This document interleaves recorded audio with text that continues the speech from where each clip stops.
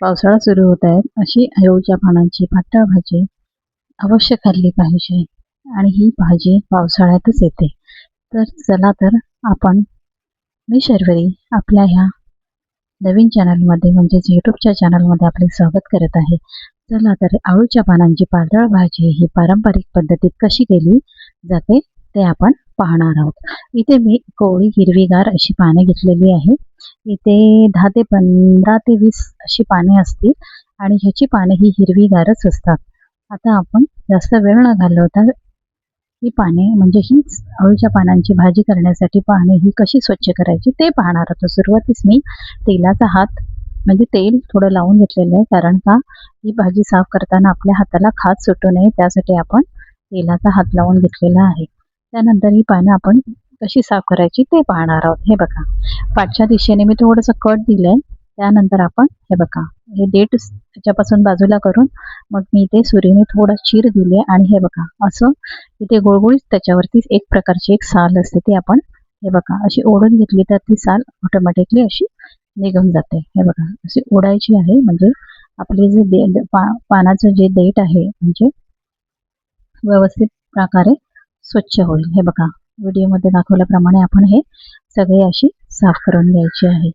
हे बघा ही पानं थोडीशी हिरवी म्हणजे देठ त्याचा थोडासा हिरवा असतो आणि शेवटला थोडासा असा गडद रंगाचा असतो. हे बघा असं कट दिल्यानंतर आपण ते थोडंसं खेचल्यानंतर ऑटोमॅटिकली हे बघा अशी एकदम खेचल्यानंतर शेवटपर्यंत त्याची साल अशी व्यवस्थित प्रकारे निघून म्हणजे आपण काढू शकतो. अशी खेचली तरी ती स्वच्छ होते. हे बघा सगळ्या बाजूने आपण अशा प्रकारे हे बघा हे दोन्ही मी तुम्हाला दाखवत आहे.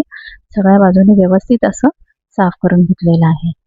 त्याच्यानंतर आपण हे बघा असंच मी ही सगळी पाने आता व्यवस्थित पाठीमागून सुद्धा आणि पुढून सुद्धा मी पूर्णतः चेक करून घेत आहे. हे बघा त्याच्यानंतर आपण एकमेकांवर ही पानं अशी ठेवणार आहोत आणि साफ करून सगळीच पानं ही आपण व्यवस्थित प्रकारे अशी साफ करून घ्यायची आहे.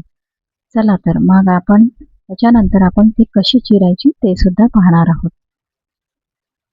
व्हिडिओला जास्त वेळ न घालवता आपण लवकरात लवकर हे आपल्याला कशी भाजी करायची आहे पाहायला मिळणार आहेत. माझी पानं सगळी साफ करून झालेली आहे, देठे पण त्याची साफ करून झालेली आहे. चला तर आता चिरायची कशी ते आपण हे पाहणार आहोत. हे बघा इथे मी एकत्र न घेता थोडी हे बघा इथे मी फक्त 4 ते 5 पानं अशी एकत्र करून घेणार आहे आणि मगच चिरणार आहे.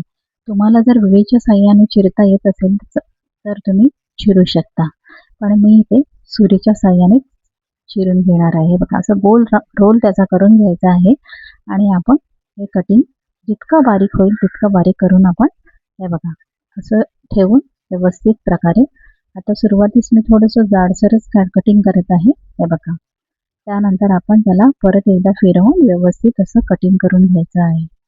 व्हिडिओमध्ये दाखवल्याप्रमाणे व्यवस्थित तुम्ही जर कट केला तर भाजी लवकर शिजण्यास मदत होईल. त्यासाठी आपण जितकं बारीक होईल तितकं आपण ते चिरून घ्यायचं आहे व्यवस्थित प्रकारे आणि सुरीने कट करते त्यामुळे व्यवस्थित आणि काळजीपूर्वक तुम्ही जरा ज्यांना सुरीची सवय आहे त्यांनी काळजीपूर्वक सुरीने कट करून घ्यावे. जे नवीन ज्यांना ही भाजी म्हणजे भाजी ही कशी करायची ज्यांना माहीत नाही आहे त्यांनाही ही भाजी कशी करायची ते सोपं होईल. त्यासाठी मी हे काहींना काय होतं की नवीन असतात त्यामुळे विळीची सवय नसते तर सुरीची सवय असते, तर व्यवस्थित प्रकारे आपण असा रोल करून घेतल्यानंतर आपण व्यवस्थित हे बघा आता ही माझी एक बॅच व्यवस्थित कटिंग करून झालेली आहे. त्याला मी परत थोडं चिरून घेणार आहे. नंतर सुरुवातीस मी आधी पानं व्यवस्थित अशी ही चिरून घेणार आहे. हे बघा आता आपण त्याचे जे देठ व्यवस्थित एकदम छानपैकी सोलून घेतले होते ते आपण व्यवस्थित बारीक जितकं बारीक होईल तितकं आपण व्यवस्थित असं चिरून घेणार आहोत. म्हणजे काय होईल की आपण ही भाजी आपण कुकरमध्ये बनवणार आहोत म्हणजेच कुकरमध्ये शिजायला घालणार आहोत, तर ती व्यवस्थित लवकरात लवकर आणि व्यवस्थित शिजेल लवकर शिजेल त्यासाठी आपण हे जितकं बारीक होईल तितकं आपण कटिंग करून घ्यायचं आहे. हे बघा व्हिडिओमध्ये दाखवल्याप्रमाणे असं एकदम बारीक आपल्याला कापून घ्यायचं आहे. हे बघा जितकं बारीक होईल तितकं आहे. बघा मी इतकं बारीक घेतलेलं आहे तेवढं बारीक आपण चिरून घ्यायचं आहे. हे बघा आता दुसरी बॅच पण मी व्यवस्थित अशी कटिंग करून घेत आहे. व्हिडिओ थोडा मोठा होईल पण तुम्हाला व्यवस्थित प्रकारे भाजी ही कशी करायची व्यवस्थित अशी समजेल. हे बघा आता मी परत फिरवून त्याला व्यवस्थित जितकं बारीक होईल तितकं कटिंग करून घेणार आहे. कारण काय होईल की शिजण्यास लवकरात लवकर मदत होईल. आणि ही भाजी आपण कुकरमध्येच शिजवून घेणार आहोत. त्यामुळे आपण जितकं बारीक होईल तितकं, बघा मी आता परत फिरवून व्यवस्थित जितकं बारीक होईल तितकं मी चिरून घेणार आहोत. हे बघा, आणि ही भाजी एकदम करायला सोपी पद्धत मी वापरलेली आहे. त्यामुळे जे नवशिके असतील, म्हणजे नवीन स्वयंपाक करायला ज्या शिकत असतील, त्यांना ही भाजी ही करण्यास खूप मदत होईल. हे बघा, माझी भाजी जेवढं मला बारीक होईल तेवढं मी ते चिरून घेतलेलं आहे. बघा, आणि हे पण देठे पण चिरून घेतले. हात थोडे आपले काळे होतात कारण त्याच्यामध्ये थोडा म्हणजे एक रानभाजी आहे म्हणून त्याच्या आपल्याला हात थोडे काळे होतात. आणि धुताना थोडी खाज येईल म्हणून मी परत एकदा तेलाचा हात लावला होता. तेल म्हणजे तेलाचं तेल हाताला चोळून घेतलं होतं आणि व्यवस्थित नंतर ही भाजी परत व्यवस्थित 2 ते 3 वेळा मी व्यवस्थित धुवून घेतलेली आहे. हे बघा, आता आपण कुकरमध्येच टाकणार आहोत शिजायला. त्यामुळे हे बघा, आता मी तो पूर्ण ती भाजी घातलेली आहे आणि ते मी 2 ते 3 हिरव्या मिरच्या आणि मुठभर पेक्षा थोडेसे जास्त शेंगदाणे इथे वापरलेले आहेत. इथे तुम्ही मक्याचे दाणे सुद्धा वापरू शकता, वाल पण वापरू शकता, म्हणजेच पावटे पण वापरू शकता.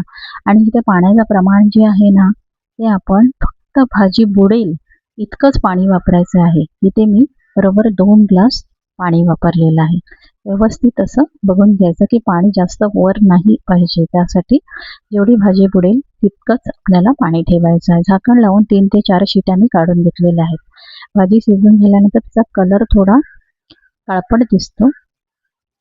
त्यानंतर आपण हे बघा सगळं व्यवस्थित, म्हणजे इथे 1 चमचा मी 1 ते 1.5 चमचा मी इथे बेसन वापरलेलं आहे. चांगलं मिक्स करून घ्यायचं. आता आपण फोडणी करून घ्यायची आहे. ते तेल गरम करून घेतलं आहे. इथे मी फक्त 1च चमचा तेल वापरलं आहे. तेल चांगलं गरम झालं. फक्त मोहरी इथे अर्धा चमचा मी मोहरी घातलेली आहे. मोहरी चांगली फुलून द्यायची आहे म्हणजे आपली फोडणी व्यवस्थित चांगली बसेल त्यासाठी. त्यानंतर आपण इथे 3 ते म्हणजे 7-8 लसूण पाकळ्या वापरल्या आहेत. कढीपत्त्याची पानं वापरलेली आहेत. लसूण चांगला कलर बदलेपर्यंत आपल्याला परतून घ्यायचा आहे. व्यवस्थित म्हणजे त्याचा कच्चा वास जाईपर्यंत आपल्याला तो व्यवस्थित परतून घ्यायचा आहे. इथे मी चिमूटभर हिंग वापरलेली आहे. त्यानंतर हिंग चांगलं फुलून झाल्यानंतर आपण इथे 1 ते 1.5 चमचा तिखट मसाला आणि हळद वापरलेली आहे. इतर साहित्य काहीच यामध्ये लागणार नाही. आणि व्यवस्थित परतून झाल्यानंतर आपण जे तयार केलेलं शिजलेलं आहे कुकरमध्ये तेच आपण ह्यामध्ये व्यवस्थित घालून घ्यायचं आहे. चांगलं मिक्स करून घ्यायचं आहे व्यवस्थित. चांगली उकळी फुटल्यानंतर, थोडीशी उकळी फुटल्यानंतर आपण त्याच्यामध्ये टाकणार आहोत छोटासा गुळाचा तुकडा. त्याच्यामध्ये ह्या भाजीला थोडीशी खवट लागू नये, खाजरी लागू नये म्हणून त्यासाठी इथे छोटा गुळाचा तुकडा टाकला आहे. आणि थोडी चिंच पण घातलेली आहे. चिंच म्हणजे एकदम थोडीशी घातली आहे. चवीनुसार मीठ वापरायचं आहे आपल्याला. इथे मी 1 ते 1.5 चमचा मीठ वापरलेलं आहे. त्यानंतर आपण इथे व्यवस्थित परत एकदा मिक्स करून घ्यायचं आहे. जसजशी भाजी शिजेल तसतशी ती घट्टसर होत जाईल.